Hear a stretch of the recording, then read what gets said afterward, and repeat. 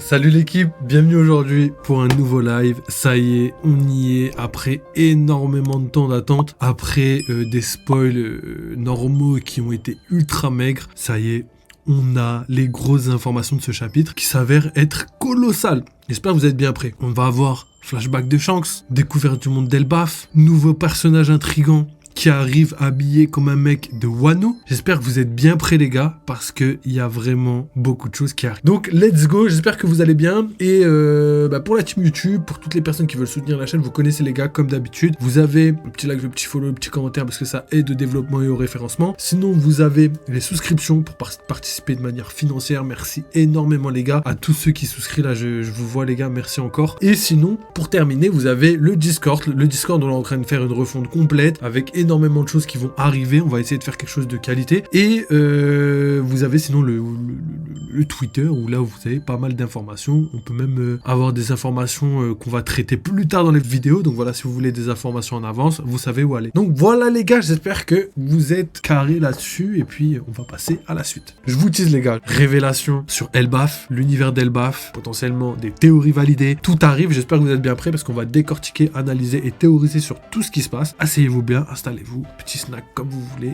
et c'est parti pour les spoils les gars. Donc voilà, déjà il y a le petit Discord si jamais vous voulez rejoindre, n'hésitez pas, je vous ai mis des nouveaux salons, des nouvelles choses et tout, n'hésitez pas à aller checker un petit peu, regardez ça, ça c'est Wham, j'ai pété les plombs. Donc voilà, n'hésitez pas à les regarder et tout, parce que voilà, il y a beaucoup de choses. Pour la team One Piece, vous avez des théories, vous avez les épisodes, les infos, l'actu, les spoils. Vous avez aussi toutes les mini-aventures, des encyclopédies pour les personnes qui voudraient par exemple connaître, je sais pas, les personnes qui font partie de l'équipage de Roger, tu vois. Tous ces gars-là, vous les connaissez pas, mais je vous les ai mis là pour que, voilà, vous ayez un petit peu d'informations par rapport à tout ça. Il y a sûrement les SBS qui arriveront, et aussi les databooks et les Vive Cards. Donc voilà, je vous ai tout dit. On passe maintenant au spoil les gars, j'espère que vous êtes bien prêts. Donc let's go. Ok les gars, donc c'est parti, spoil 1132 de One Piece. Le chapitre s'appelle Aventure à Elbaf. C'est parti pour la réact. Le chapitre commence là où le précédent s'est terminé. Nous voyons que le navire du Great Eric arrive au port d'Elbaf.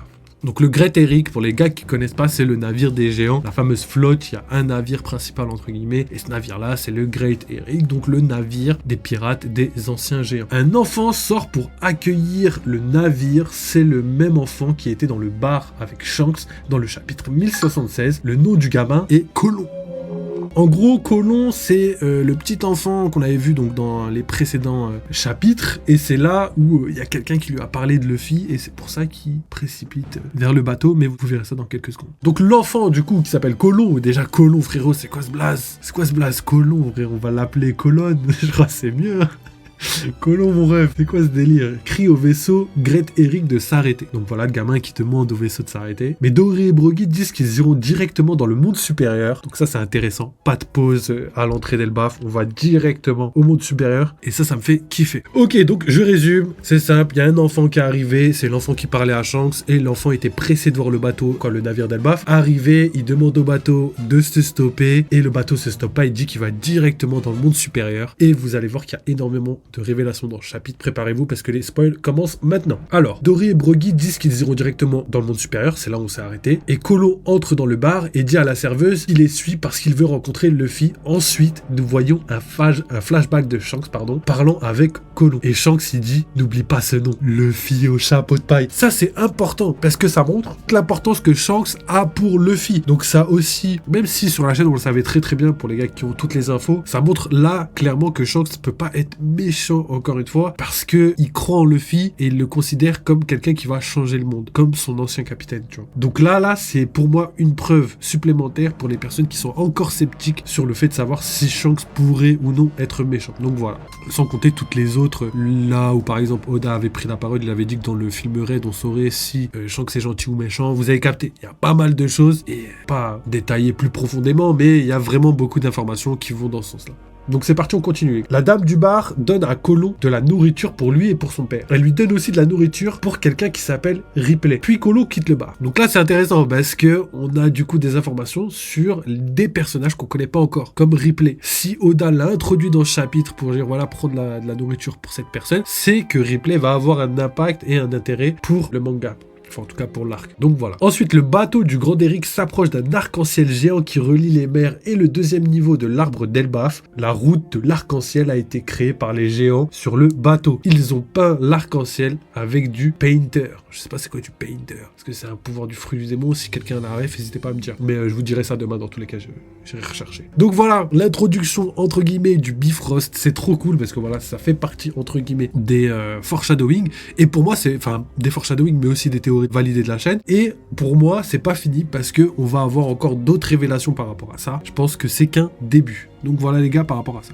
Alors nous voyons une magnifique double page avec le bateau du Grétéric qui remonte la route de l'arc-en-ciel, tandis que le petit bateau d'Ajrudin arrive et vient les saluer et les rejoindre avec Ajrudin et Stansen sur le bateau. Donc voilà, là c'est hyper intéressant. Pourquoi les gars? Parce que je crois que Elbaf va être vraiment l'île en parallélisme avec l'île de Skypiea. Pourquoi? Parce qu'en fait, il y a une espèce d'ascension, il y a une espèce, comme les arcs-en-ciel, le côté féerique, le ciel et tout ça est assez mis en avant, et pour moi je pense que là on va clairement être dans un parallélisme entre les deux arcs, donc potentiellement le retour des nerfs, potentiellement énormément de choses, j'en suis pas totalement sûr, mais là avec les informations qu'on a, ça va quand même étrangement dans ce sens là, tu vois, avec les routes qui mènent à des strates différentes, le fait qu'il y ait plusieurs paliers, tu vois, donc à voir, mais c'est quelque chose qui m'intrigue et qui vont dans ce sens là.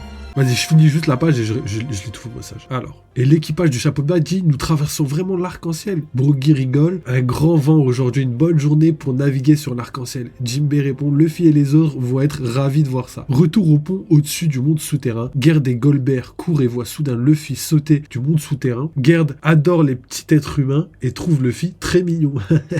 Wesh, Luffy, il est bien celui-là. Ouais. Donc voilà, en tout cas pour la première partie, vous avez capté, ça va être un petit peu axé sur la partie de l'équipage qu'on n'avait pas encore vue, donc ça c'est assez cool, et on va avoir donc des révélations sur le design de l'île, sur le fait qu'il y a des strates différentes, et aussi qu'il y a quelqu'un qui a créé un pont arc-en-ciel pour pouvoir passer de strate en strate. Donc on verra en détail tout ça, on va analyser ça à la fin de la vidéo, donc bougez pas. Ok, c'est parti pour la suite. Gerd et Goldberg saluent Luffy et celui-ci saute sur la main de Gerd. Il demande à Luffy ce qu'il fait là-dessous. Luffy repense à ce que Loki lui a dit. Loki qui a dit « Ne dis à personne que tu m'as rencontré ici et ne parle pas non plus de notre promesse. » Waouh, ça c'est lourd parce que du coup ça veut dire que Luffy il a eu une discussion privée avec Loki avec une promesse, et je pense que la promesse ça doit être la promesse de le libérer, d'aller chercher la clé et tout ça. Et je pense que c'est quelque chose aussi qui pourrait aller à l'encontre de la conviction des géants qui sont présents sur l'île. Donc à voir les gars. Mais c'est assez intéressant parce que je crois que Luffy, malgré lui, soit à cause de sa crédulité, soit à cause du fait que, voilà, je sais pas, qu'il écoute que son instinct, va faire en sorte de libérer Loki. De toute façon, dans tous les cas, je vous l'ai dit les gars, l'introduction de Loki, elle peut pas se faire. De toute façon, Elbaf ne peut pas se faire sans Loki. Sans Loki, maintenant qu'on sait qu'il existe et qu'il est l'homme le plus fort d'Elbaf. Donc ça, j'espère que ça va arriver vite parce que c'est quelque chose de cool en vrai. Donc c'est parti les gars. Luffy essaie de mentir d'une bien mauvaise manière. Il transpire tellement que Goldberg panique et arrête de demander, pensant que Luffy a dû avoir des expériences horribles dans le monde souterrain. Je suis mort. Ça c'est trop marrant parce que Luffy, ouais, je le vois trop. Cet enfoiré, il est là, il veut essayer de mentir, il sait pas mentir. Oh là là. On a quand même des running gags qui sont vraiment cool. Là, le chapitre s'annonce vraiment légendaire déjà, juste par rapport à ce qu'on a vu. Le groupe de Nami a déjà traversé le pont, ils sont maintenant dans une forêt. Nous voyons que Rhodes est presque en train de les rattraper, mais soudain il est frappé à la tête par un arbre géant. Nous découvrons qu'il s'agissait d'un piège tendu par l'équipage du chapeau de paille pour éliminer Rhodes sans l'attaquer directement. Gerd et Goldberg ont également traversé le pont et rattrapent les autres. Ouais, parfait.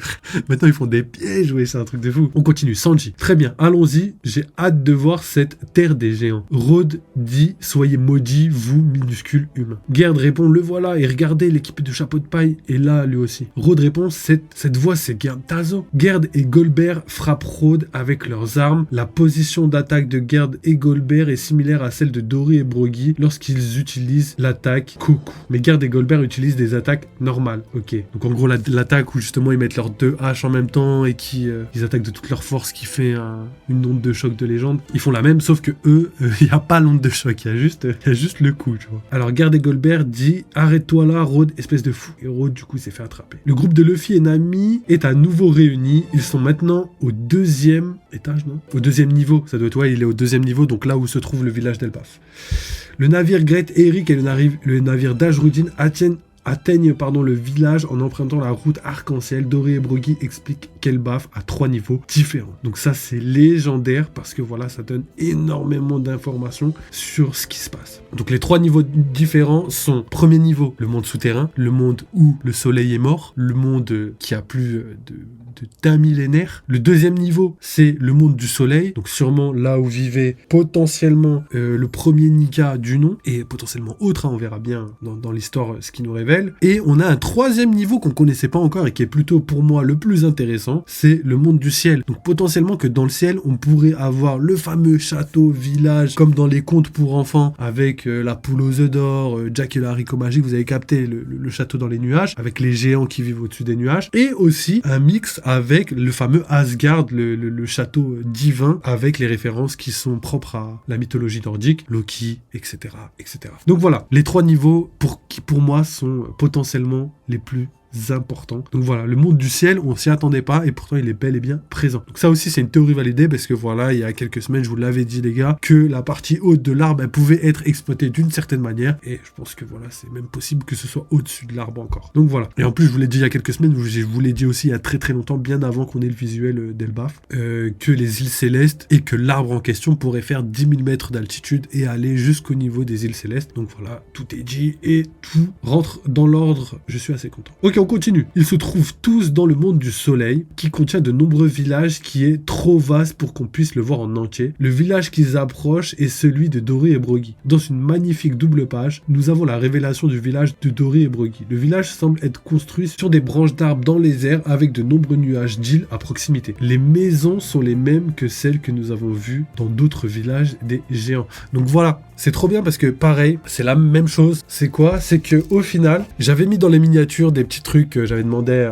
à une IA de faire, tu vois, pour synthétiser Elbaf, et c'est exactement la vision que j'avais d'Elbaf, des branches avec des espèces de maisons flottantes, un village flottant, des ponts. Donc voilà, vous pouvez aller regarder mes anciennes miniatures, vous allez voir assez facilement que ça se rapproche exactement de la vision que j'avais d'Elbaf. Donc voilà, trop content. On a même des théories validées dans les miniatures. Je suis mort. Donc vraiment légendaire, vraiment légendaire. Et pareil pour les villages, vous l'avez dit aussi qu'il allait avoir plusieurs villages, pas forcément qu'un village, parce que Oda aurait pu s'inspirer tout simplement des mythes nordiques pour qu'au final il intègre différentes races, c'est-à-dire qu'on pourrait avoir des nains géants, ça pourrait être légendaire, genre ils font 10 mètres, c'est des nains, ils sont un peu difformes comme des nains, mais c'est des nains par rapport à des géants, tu vois. Et du coup eux ce serait un petit peu les forgerons légendaires qui pourraient octroyer un power-up à l'équipage, et ça ne m'étonnerait pas que potentiellement, je dis bien, un de ces nains géants puisse rejoindre l'équipage de Luffy pour avoir son rôle de forgeron dans l'équipage, qui permettrait justement de, je sais pas, aiguiser les lames de Zoro, améliorer le climat attaque de Nami, permettre d'enchanter potentiellement grâce à un fruit du démon les armes par exemple du Franky Shogun ou même du bateau, tu vois. C'est quelque chose qui pourrait arriver et qui pourrait être cohérent à mon sens. Donc voilà. Alors, comme on l'a déjà lu juste avant, les maisons sont les mêmes que celles qu'on a vues dans les villages d'en bas, donc l'inspiration viking est toujours présente, et il y a aussi un château semblable à celui que Road a construit dans son diorama de Lego. Et là c'est trop intéressant parce que je vous l'avais dit les gars, le diorama de Lego, c'est le monde de Road, mais c'est plutôt son Elbaf à lui. En fait, je pense que Road, son rêve, c'est de devenir comme Loki, dieu du soleil, etc., d'être le roi d'Elbaf, d'être le plus fort et tout, comme n'importe quel enfant quand il est jeune. Et Road, lui, il a décidé de créer son propre monde pour que lui-même puisse être tout simplement le dieu soleil de son monde à lui. Donc ça veut dire que tout ce qu'on a vu dans le diorama, c'est des choses qui sont présentes à Elbaf et qui vont être exploitées plus tard. Donc c'est que un condensé de foreshadowing, donc tout ce qu'on a vu, sûrement qu'on va le voir dans Elbaf. Par exemple, on sait qu'il y avait 4 gardiens qui sont aux 4 coins du diorama, potentiellement qu'il y a 4 gardiens qui sont aux 4 coins d'Elbaf, qui surveillent, qui protègent l'île et tout. C'est très probable. Comme tout ce qu'on a vu dans le diorama, comme le temple du soleil, potentiellement qu'on va aller prochainement dans le temple du soleil. Donc gardez tout ça bien en tête, parce que c'est des informations qui vont servir pour la suite du dénouement de l'histoire. Donc parfait. Franchement, masterclass de la part de Road et de Oda, qui nous a tout simplement fait un foreshadowing de légende qu'on comprendra forcément qu'une fois qu'on aura vu tous les dénouements. Ok, on continue les gars. Donc voilà, Luffy est choqué. Luffy et Usopp sont très émus de voir le village, c'est le village de Dory et Broggy, et il y a Usopp qui pleure de joie. Nous voyons un petit flashback de Luffy et Usopp parlant d'Elbaf à la fin de l'arc de Little Garden, chapitre 129 les gars. Chapitre 129. C'est dommage parce que ça aurait été bien qu'il l'aurait fait chapitre 1129. Et on n'était pas loin les gars. Mais voilà, chapitre 1132, on va pas se plaindre. On est vraiment à 1000 chapitres les gars, plus de 1000 chapitres de l'annonce d'Elbaf. C'est colossal, ça représente pour moi facilement 24-25 ans, tu vois. Donc merci Oda de nous avoir fait rêver tout ce temps. Ensuite, Usopp qui dit, les gars, un jour je le jure, j'irai à Elbaf, au village des guerriers. Et Luffy dit, très bien Usopp, allons-y. Et nous voyons aussi les réactions de chacun lorsqu'ils voient le village. Robin, Nami, Bonnie et Lilith sourient de joie. Zoro, Franky, Brook et Jinbei sont stupéfaits. Chopper a les yeux qui brillent et Sanji s'appuie sur la poitrine de Gerd. Comment ça, wesh? Quel bail mon ref?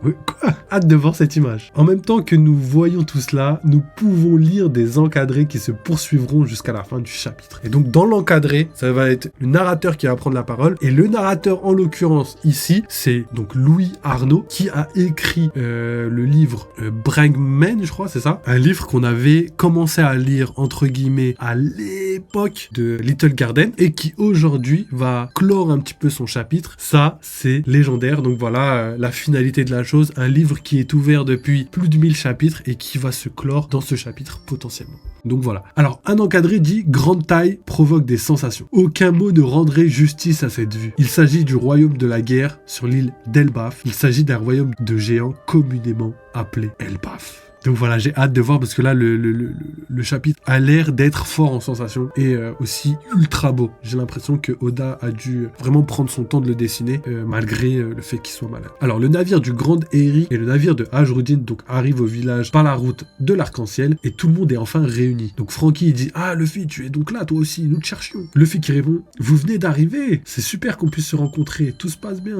J'avoue, là ils sont... Tout s'est bien passé parce qu'au final ils sont tous au même endroit en un seul morceau sans trop de galère. Lorsque Luffy, Usopp et Chopper découvrent que le groupe Franky navigue dans un arc-en-ciel, leur visage se transforme. Luffy, Usopp, Chopper. Ah, vous êtes sur un arc-en-ciel en ce moment. Laissez-nous monter aussi.